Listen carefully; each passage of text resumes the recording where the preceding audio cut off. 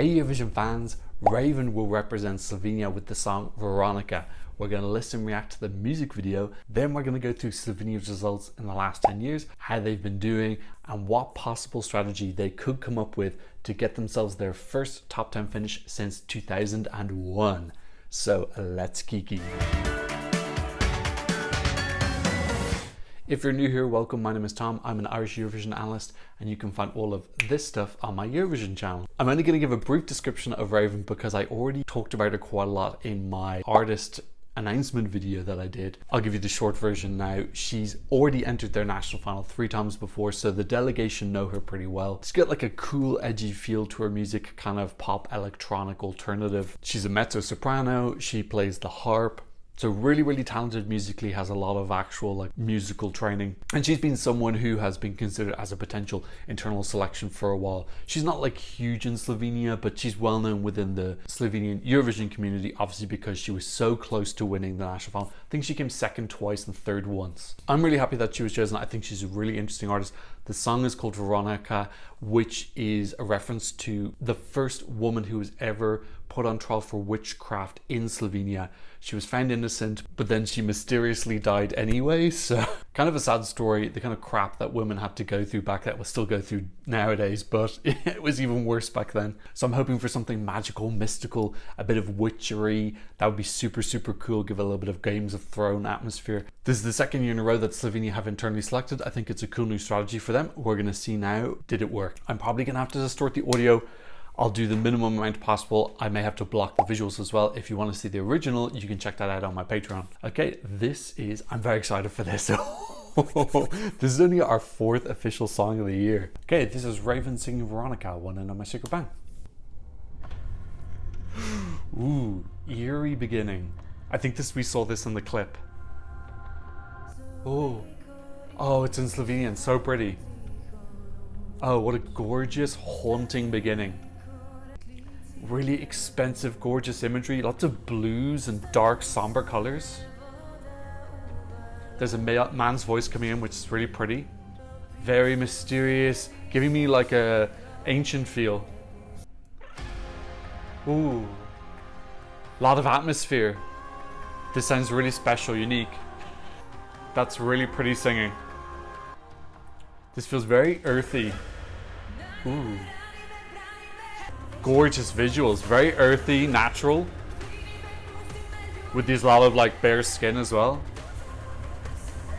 I like the pacing of this now, giving me that druidic feel. I didn't feel like that was massive of course, but I didn't mind. I enjoyed all the sounds and things that were going on. So we've seen some of the images now. That was the image that we got a preview of before. Getting a little bit of angst now. This woman had a tortured story, so getting some staging concept ideas. It looks really beautiful, very elegant. Yeah, lovely. Oh, that's a lovely, beautiful electronic chorus. I love the seriousness of it. It's severe. Ooh, into a bridge, and we're getting fire now. Different color palette. Very Game of Thrones, Melisandre. Falanade. Building up the intensity and the passion now. Very ethereal. Ooh, great harmonizing with herself in the background there. Ooh, showing off that mezzo-soprano. Yeah, ooh, great intensity and passion in this. Wow. Oof. Really pretty. Oh wow, that was really gorgeous. Interesting though, because it's not the type of song that you listen to, you're like, oh, this has got a real obvious like pop hook. It doesn't feel like that's construction. It feels more natural, more kind of poetic, that she's just taking us on the journey and she's not trying to tick certain boxes of this is my pop drop, this is my hook. She's just like, this is the song that came to me. It feels very naturally constructed. It still did have like a breakdown into a final chorus, so there's some thought into that. What I'm saying is it felt like it had kind of more of a flow. It was less delineated than a standard pop song was. Really love the visuals, gorgeous earthiness, blues at the start going into these kind of fires and reds and warmer colors towards the end. All in Slovenian, love it. Yeah, in fairness, everything since 2018 has been in Slovenian apart from Amen by Anna Soklic, which I 100% did not care for. Sorry, it's Slovene, not Slovenian. Apologies for that. Yeah, I really enjoyed that. I definitely got like Game of Thrones vibes. I felt that inspiration in the visuals and just in the feel of it. It gave me that medieval feel, quite timeless. They were trying to minimize any production that didn't sound kind of more natural. It almost sounds like the type of song that could be quite well reproduced 2,000 years ago when they didn't have the same instruments. You could reproduce it with human voice, harking back to olden times. Really cool. Just feel like there's historical gravitas here. There's a story behind it. Very cultural, just very interesting. Loads of beautiful sounds. There was this kind of I can't do it. It felt like, it reminded me of RuPaul's Drag Race. It was like someone going, I can't do it, I don't have that rolling tongue ability. I didn't dislike it, but I don't think it massively did anything for me, because it made me think of RuPaul's Drag Race, which just wasn't massively in the theme of the rest of the song. Don't worry, I'm gonna go for a second listen because I want to appreciate the song a little bit more. But yeah, I thought that was really super cool. Now look, melody wise, I'm not hearing something that's like incredibly wide that I think it can win, but it's not just about winning nowadays. There's so many different milestones to achieve. There's qualifying, there's getting top 20, there's getting top 10. Like I said in the intro, Slovenia haven't been top 10 since 2001. There's lots of other different goals, mini quests that you can complete other than winning. I want something that's really rich culturally. It shows off the country and the language. I think it shows off her. I'm still a little bit sad that there's no harp in this. I know she said she feels uncomfortable playing harp on stage, but you don't need to actually play the harp on stage. You're not able to. You can play live instruments at Eurovision. So Saxman wasn't playing the sax. He was pretending to. Epic Saxman. So a little bit sad there's no harp in that, because I feel like the harp would really fit in totally with the mood and the vibe of the song 100%. Like a little bit of tickly harp at the start and then a harp flurry at the end, which sounds so magical in this. So I'm a little bit sad that that's not in there. She doesn't even have to play the harp herself. Just get someone else to play it, or just get the harp to be in the background. Overall, I think this looks super cool. I also like they're releasing it kind of early. I like this, giving themselves their own time to be the center of attention, not releasing it March 9th, kind of like the rest of everyone else. They'll be able to listen to feedback and possibly make some changes if they want. But I love the sound, I love the vibe, I love the time of this. The time is totally different from everyone else. Everyone else is going for a modern feel, 80s feel. This feels like she's going for different centuries. I loved some of these metallics that she was wearing, the dancers in the bear skin, giving off this tribal, Neolithic imagery, which I think is gonna look great on stage. Loads of those ideas in the music video can go straight onto the stage. I think this new strategy for Slovenia of internally selecting is much better. I think just stick with, I think what they're doing is they're taking the songs in. If there's someone really good here, let's just internally select them and put all our resources into that. And I think it might come a year when they might get the selections to say, actually, we've got like 4 or 5 pretty good songs, let's do a national final. I think that's a good system for Slovenia. Sometimes national final, sometimes internal selection, based on what you receive. That's just what's probably going to work best for them. I'm going to go for a second listen. Absolutely stunning climax. Wow. Oh, what an absolutely gorgeous finale. I really love the sense of danger that I got as well in the second chorus. There were some sounds that just made me, the type of sounds that they use in thriller movies to kind of give you a sense of like slight anxiety. I think that they put those in. I thought it was really clever, because I was feeling, oh gosh, even without understanding what she meant, I felt like the impending threat coming in as we went through the song. I'm a little bit disappointed now they didn't put in English lyrics for the music video, especially for internal selection. I just think that that's an oversight mistake that a delegation shouldn't be making at this point. We look at UMK for their national final, all 7 songs have English subtitles on the song. Why does that not have English subtitles? That's a bit, I don't know. That's a bit of a faux pas in my opinion. I would love to have known what she was saying as I was watching it. Now, obviously, people watching Eurovision aren't going to know, but you do need to make some attempt to be trying to convey the message. I love songs that are in their own language, 1,000,000,000%, but I do think that when you've got a really strong story behind the song, which this is, it's a really cool, interesting story, and it's part of their folklore, there needs to be a little bit more of an attempt just to explain, okay, what is this about? If you've no background knowledge, you're like, okay, is this just like very artistic, getting dressed up in metal? I've seen other music videos where people have gotten dressed up in this styling and it was just about love from above. So how are people going to know that this actually has an extra depth to it? I think this is definitely something that can qualify. And I think that it could potentially be the song that breaks Slovenia's long record of not being in the top 10. They're going to have to go really ambitious with the staging. They're going to have to do something a little bit shocking, a bit risky and daring. These visuals are really gorgeous, so they've got the elegance and the prettiness. I think they need to do like a thing, if you know what I mean. Something has to happen on the stage. Not like a gimmick, but like basically a gimmick. I think there needs to be some sort of like trick, moment, event, or something that's happening that people go, whoa, when they finish that. That was like really stunning or shocking. Not shocking it. I don't think they need to go for shock factor. I think they need to go for a wow factor. And that could be the thing that gets them into the top 10. And we don't really see that from the Slovenian delegation. I don't know if they've really had very many wow moments in the last 10 years.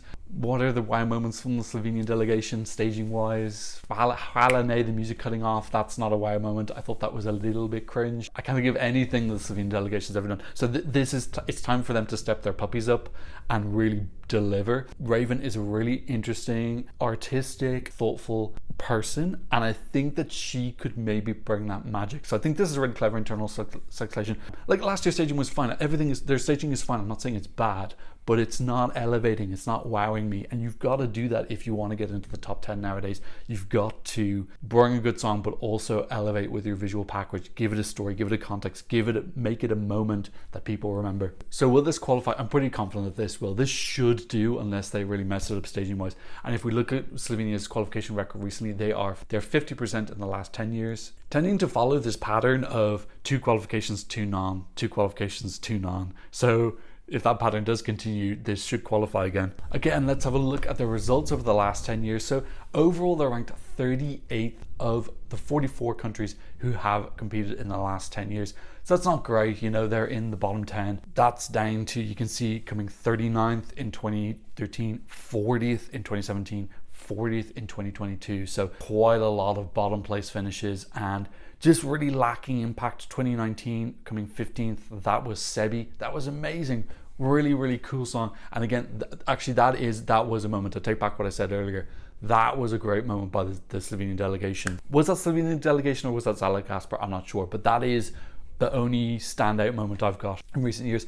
2018, that was Hvala Ne. Last year's Joke Out were amazing. Really, really, really, really great. And you know, it's not just about the results. Joke Out coming 21st, a little bit disappointing. But that's the amount of hype for Slovenia was crazy. I've never seen so many people talking about them being the focus of conversations. I'd say the quantity of talk about Slovenia went up 4 or 5 times compared to normal last year. So I hope they keep that up again this year. But yeah, you can see here in this last 10 years, the best result is 14th in 2015. I think no, that's not Round Round. Is that Mariah? I think that's Mariah and they opened the show. That's Here For You, Mariah, and they were very unlucky because they opened the show. So in fairness, that probably would have gotten a better result. Like that possibly could have been top 10 if it had not been drawn first. Yeah, that got pretty murdered by the running order. So look, I'm rooting for Slovenia. I really want them to get that first win. And I feel right now in the Balkans, it's only really Serbia who've got the infrastructure, the formula right now that could lead to a win relatively soon. And I want to see Slovenia in that conversation as well. And I want to see them in the conversation to get their first win. And I do feel like they are making strides. I feel like last year and this year, definitely they are on an upward trajectory. I want to see them get that average ranking up to 38th is so bad. If they get a good result this year, that 39th from 2013 is going to drop off. If they can get this top 15, 13th, 14th, that'd be really, really awesome. That's going to bump their score. I think 13th is a great ranking to aim for because that betters their result from 2015. So this has got potential. It's got the ingredients that can lead to a magic moment on stage. They just need to mix those ingredients in the cauldron correctly and just put the audience underneath their spell. 100% down into this, absolutely no doubt whatsoever. This is very much the type of music I enjoy listening to. So let's see if this has changed in the odds since it was released. Not really. They're still languishing down in 33rd.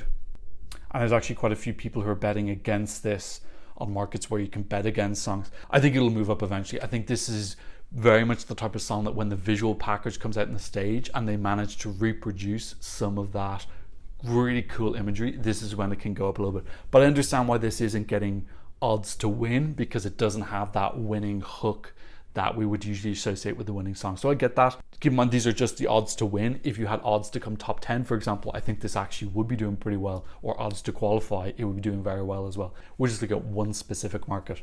So I'm going to tell you where I'm ranking this now because it's early in the season, but as we get later on, I'm not going to tell you where I'm ranking them because I need to do my top 37 or 38 if Romania show up video. But at this moment in time, I'm going to tell you I'm going to put this second behind France. Let's have a look at what the community is thinking. And the community's put this as number one. Not too far ahead of Sleeman, but yeah, this is put at number one. So that's really cool. You know, and the song so far, there's a lot of red, white and blue in there. And a bit of black with Albania as well. But yeah, so the community really enjoying this. You've got your new song released. You definitely want it to be top of the fan scoreboard at this point. You don't want to be languishing and last because that means you got a lot of work to do. So well done to the Raiven and her team. Okay, that's what I thought about Raiven singing Veronika for Slovenia. What did you think? Leave a comment for me in the comment section down below. Thank you to Amy and Avner Kam for supporting me on Buy Me a Coffee, and also to Linder Jan for supporting me on PayPal, and a shout out to Litchfield Court for supporting me on Super Thanks. If you want to support the channel, I'll leave links for you in the description down below. But as always, thank you so much just for watching and maybe leaving me a like, or maybe sharing this video with a friend, or any other type of engagement. And of course, thank you to my patrons all over the world for patronizing me. They get access to early releases of my videos sometimes, the original audio on reaction videos, updates about what's coming up, and a couple of bonus videos as well. So go check that out if you're a fan of the channel. And thanks so much for watching. See you in another Eurovision and thanks so much for watching. See you in another Eurovision analysis video very soon. Goodbye. That was terrible.